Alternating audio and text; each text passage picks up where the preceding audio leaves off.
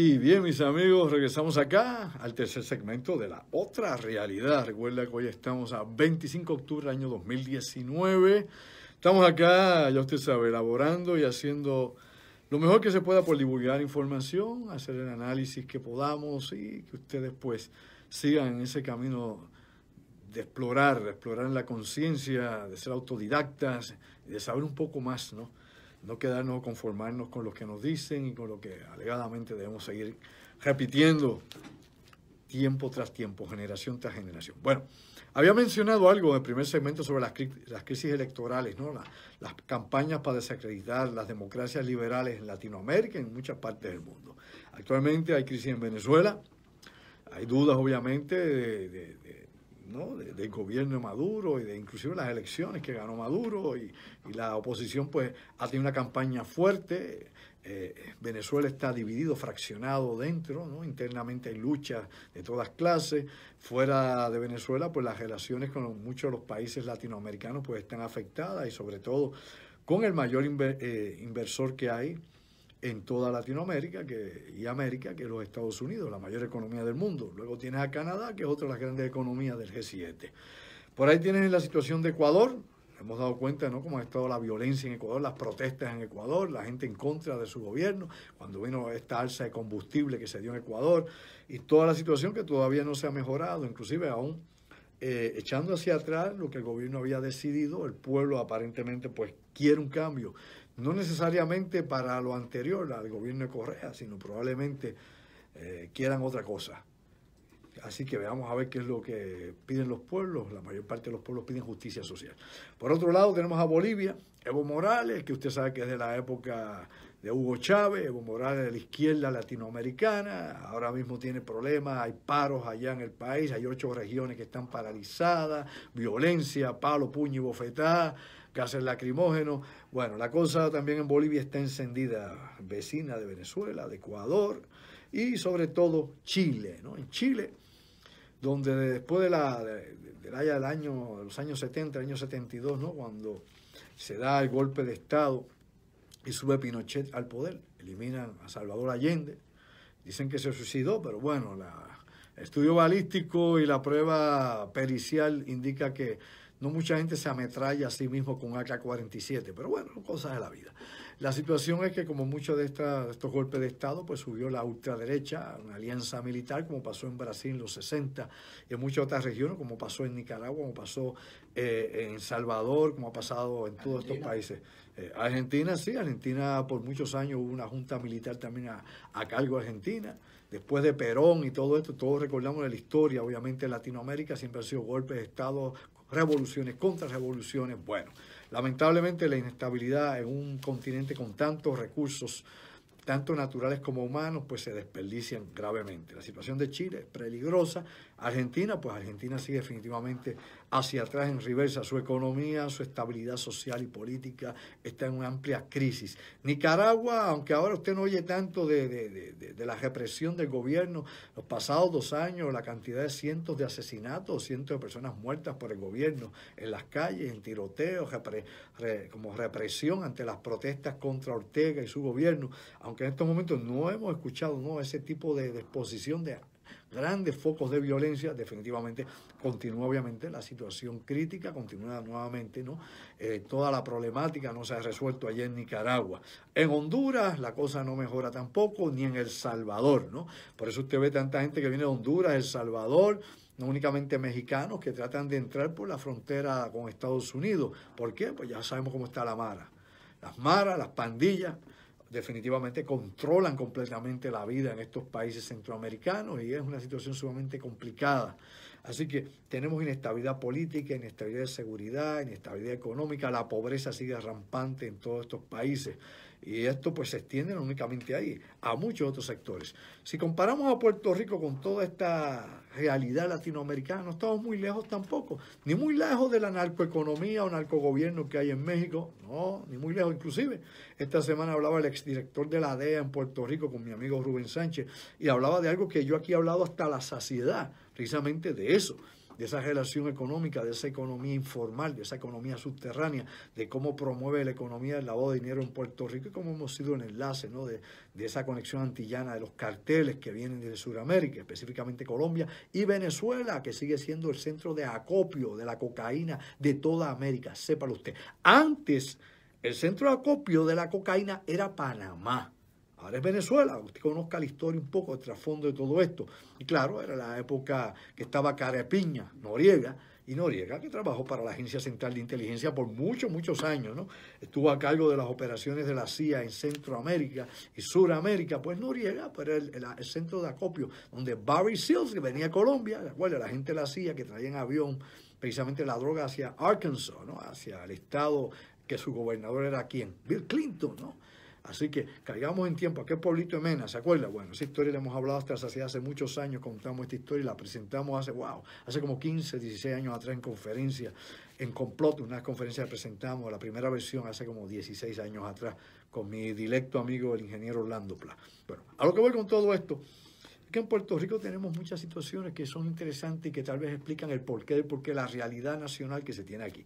Y la falta de identidad que tienen muchos puertorriqueños y que les es muy difícil identificarse con ellos mismos, identificarse con lo que son.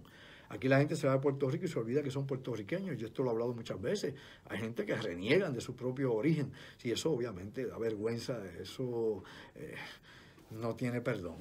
Yo conozco definitivamente y sé de muchísimos casos así, de gente que obviamente son más, siendo tal vez trigueñitos más quemados que yo, se creen que son más colorados y rubios que Donald Trump. Pero así, hay gente que es así. Piti Yankee le llamaba el maestro Albizu Campos. Pero a lo que voy con esto es lo siguiente, y sin darme golpes de nacionalista, porque no soy independentista y lo voy a decir por enésima vez. Hay una ecuación que es bien importante que usted debe conocer. Y esto es importante que lo entendamos todos, porque tal vez esto es parte del meollo de lo que sucede en este país, de lo que no se discute con seriedad.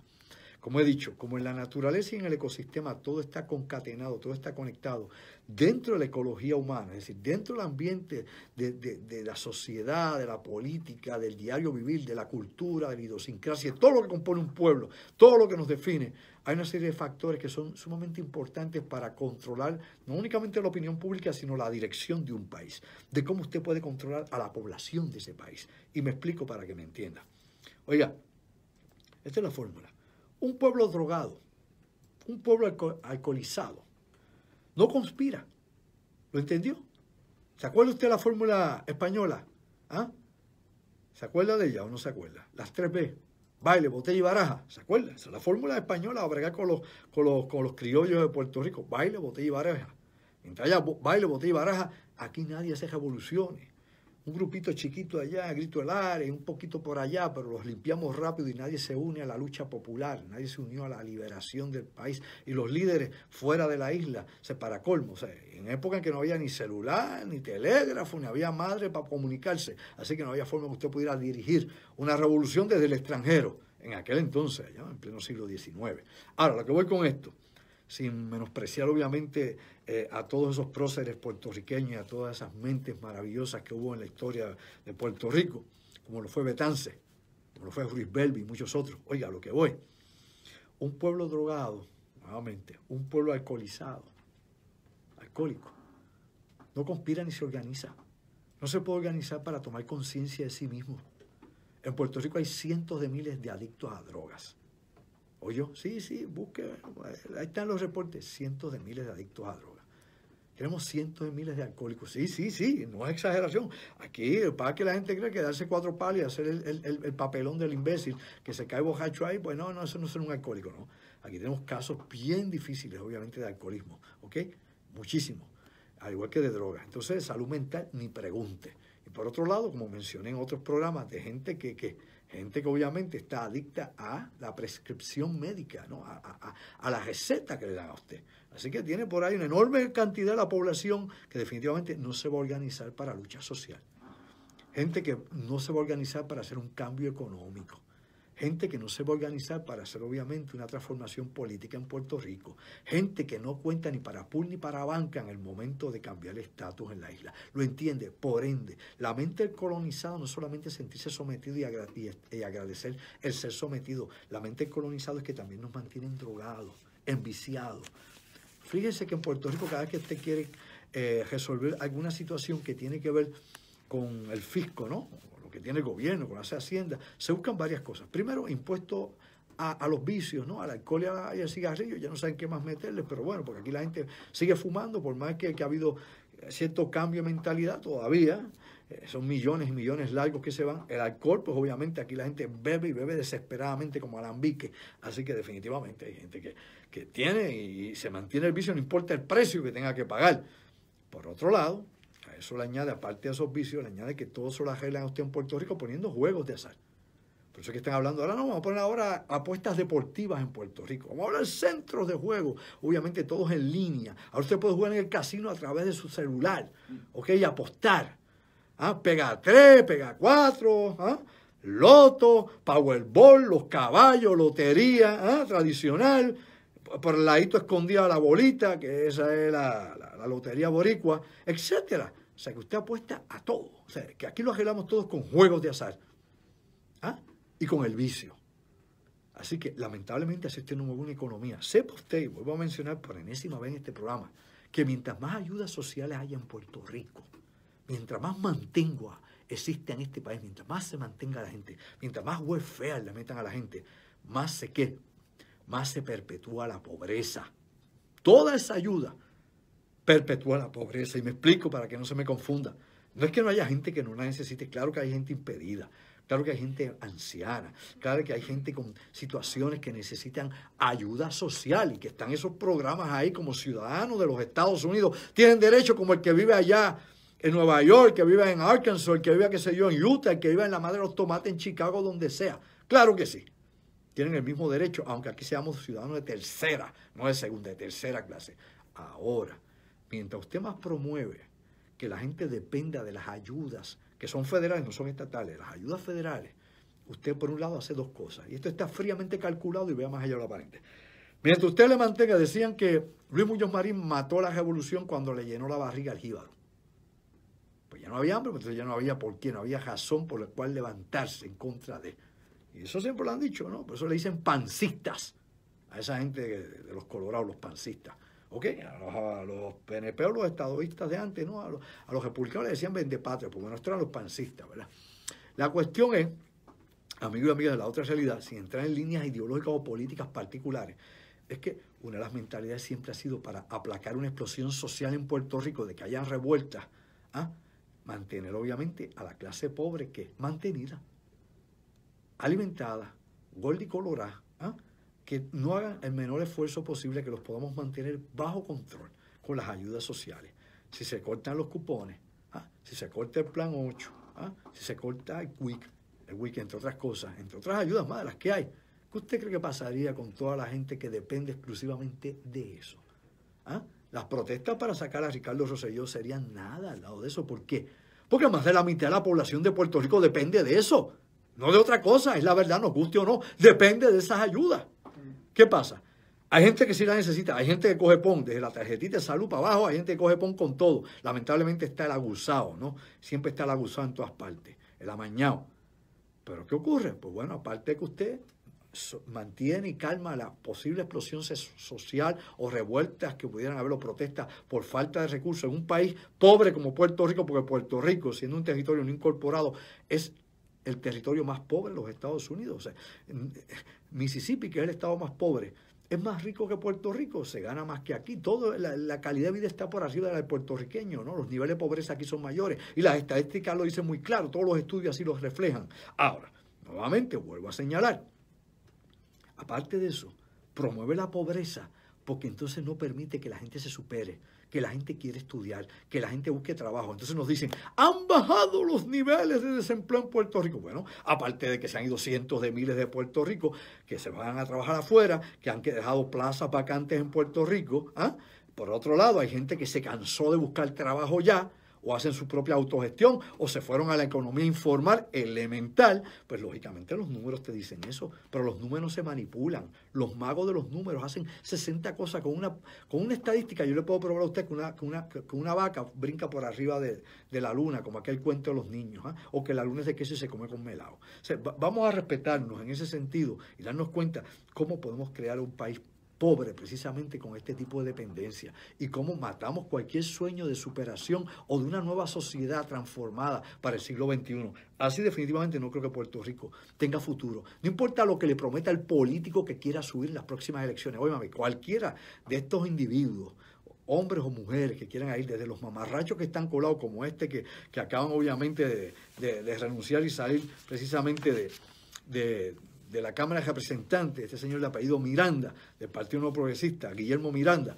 definitivamente, este es uno entre muchos. Todos ellos dan libretas, todos ellos recogen fondos públicos. Hombre, mi amigo, este caso de este representante, que es PNP en esta ocasión, pero han cogido un montón de populares haciendo el mismo cuento que usted se creía. Vamos a respetarnos, ¿no? La realidad es que esta libretita de $40 que se le dan a cada grupo, cada uno de estos políticos, sean alcaldes, oiga bien, sean alcaldes, por un lado, sean senadores, sean representantes, inclusive en la misma Fortaleza, en las agencias de gobierno, hay o no hay grupos que reúnen fondos, como dicen, por ejemplo, empleados públicos por PNP, empleados públicos por el Partido Popular, y por ahí tienen 40 nombres más, Autoridad de Energía Eléctrica igual, en acueductos, en todas las agencias públicas los tenemos, y en las corporaciones del gobierno de Puerto Rico. Así que estamos hablando, todo está politizado, todo está podrido horizontal y verticalmente, vamos a hablar como es. Aquí hay que demolerlo y reconstruir de nuevo porque jamás vamos a salir del hoyo, jamás. Porque ya eso está que es parte de la institución, del gobierno. Los partidos están podridos y han podrido, todo el sistema se pudrió.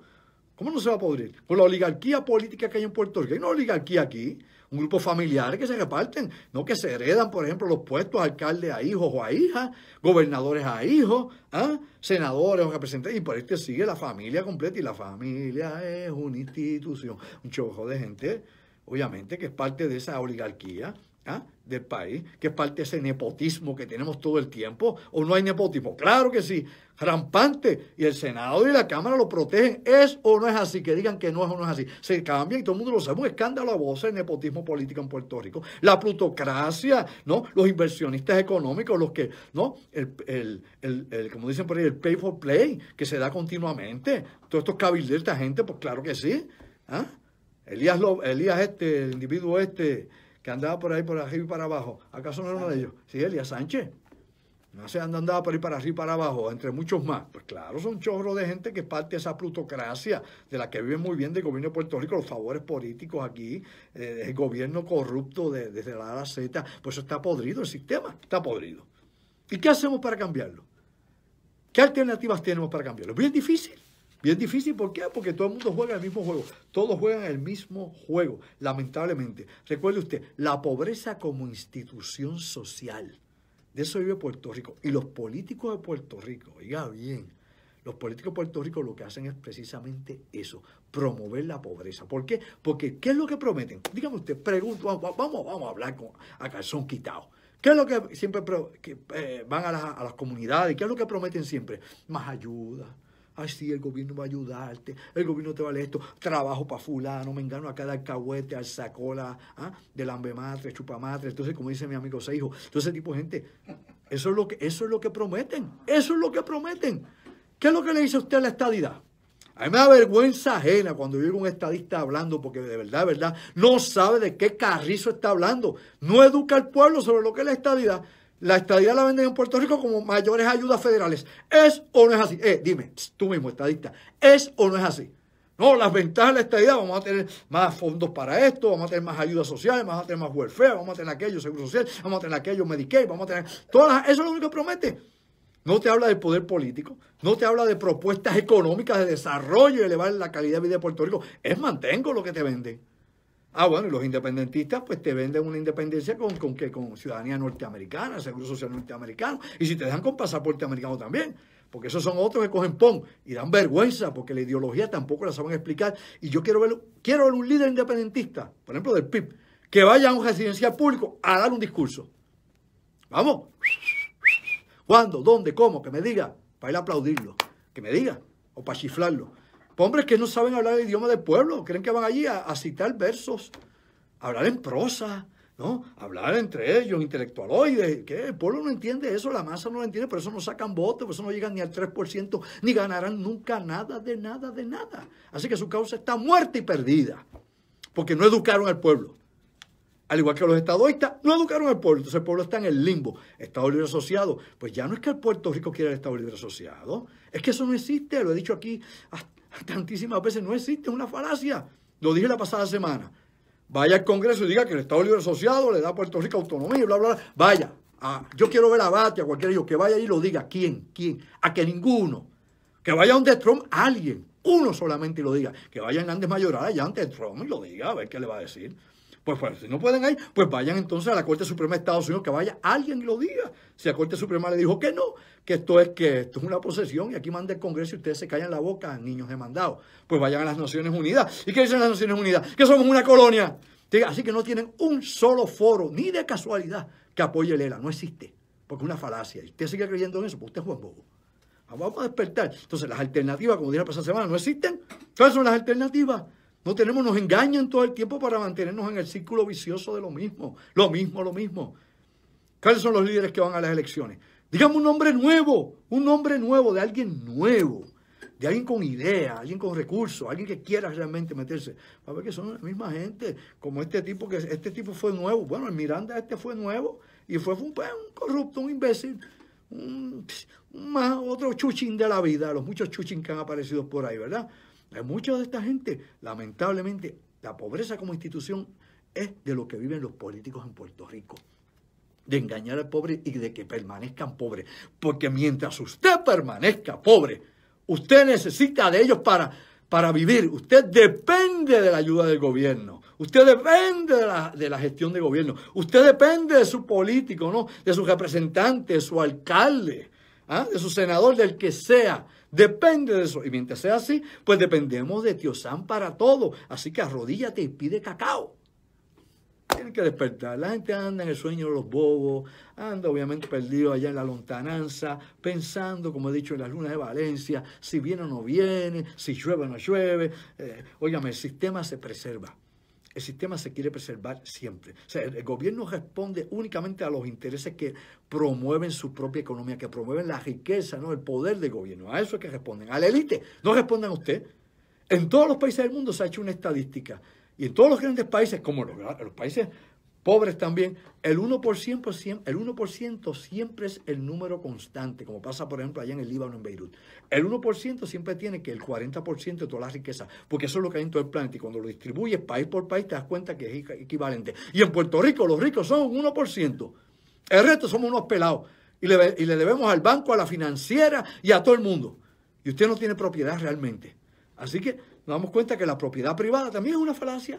Se nos engaña y usted no se descondiciona de esta programación en la que está metido.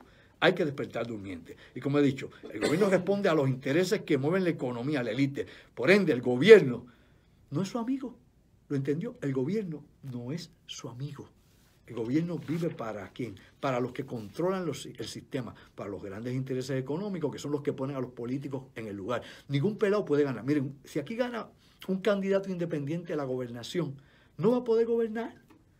¿Por qué? Pues no va a tener ni comisionado residente, si es que no lo eligió. No va a tener un solo senador, un solo representante, un solo alcalde que lo apoye. Y obviamente las fuerzas políticas que hay dentro de toda la gerencia de gobierno, de toda la agencia de gobierno y corporaciones, pues lo van a sabotear.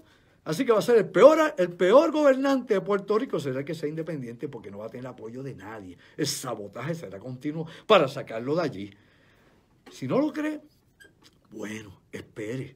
Si algún día alguien obviamente se revela y logra coger el poder en Puerto Rico sin el apoyo de un partido de estos perversos, corrompidos, y ya usted sabe, entrometidos en esa oligarquía política, pues ya veremos si sobrevive a todo el bombardeo. Fíjese cómo aquí lo cogen y lo desbaratan a ustedes desde el presidente del Senado, por un lado, luego lo cogen los alcaldes de otro lado, ¿no? La asociación o la federación, y luego lo cogen de la calle, todo el mundo lo coge y lo va desbaratando a usted, hasta que meramente han hecho de su imagen basura. Vamos a una pausa. Cuando regresemos voy a hablar algo con Carlos Figueroa que tiene que ver con el hackeo, porque nos ha pasado a nosotros. Y vamos a hablar de otros asuntos más de lo que está pasando en el mundo actualmente. Vamos a hablar también de la basura en todo el mundo y cómo estamos contaminando aún más, inclusive los peligros que hay. Hay lugares en el mundo que usted no debe visitar jamás, porque obviamente, Bueno, la Cruz Roja le dice, a mí la Cruz Roja, por ejemplo, no me deja donar sangre porque yo visité toda la zona subsahariana, el área sur del Sahara y parte de los países de esa zona en África hace muchos años y te dicen bien claro, si usted visitó esta zona, aunque haya sido unas horas, usted no puede donar. Y bueno, yo traté de donar sangre para mi mamá y me dijo, no, usted fue a tal lugar. Yo sí estuve en tal lugar, tal lugar, tal lugar, tal lugar. Desde Costa de Marfil, sí, toda esta región. Pues no, usted no puede. ¿Por qué? Bueno, por la cantidad de patógenos que hay en esa zona, incluyendo desde el HIV hasta la fiebre amarilla, hasta el ébola, vida que hay. Vamos a una breve pausa y regresamos nuevamente aquí a La Otra Realidad para ver más allá de lo aparente. Y ¿sabes qué? Llévatela, pégala, Puerto Rico.